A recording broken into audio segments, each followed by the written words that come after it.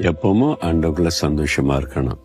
ஏன் தெரியுமா? இயேசுவோடு இருக்கிற பிள்ளைகள் சந்தோஷமா இருக்கணும்ல. ஆண்டவர் என்ன சொல்லுவார்? என் மகனே, என் மகளே, ஏன் துக்கமா இருக்கிற? எதுக்கு உனக்கு அந்த வருத்தம்?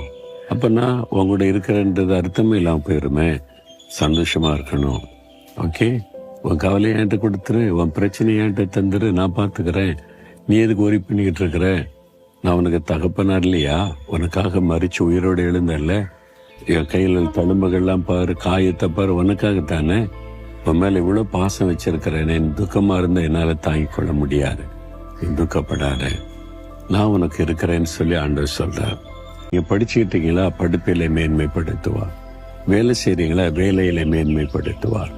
நீங்க பிசினஸ் பண்ணீங்களா? பிசினஸ்ல மேன்மைப்படுத்துவார். நீங்க ஊழியம் செய்றீங்களா? ஊழியத்திலே மேன்மைப்படுத்துவார். என் மகனே, மகளே, நீ மேன்மையா இருக்கணும். அதான் எனக்கு விருப்பம்.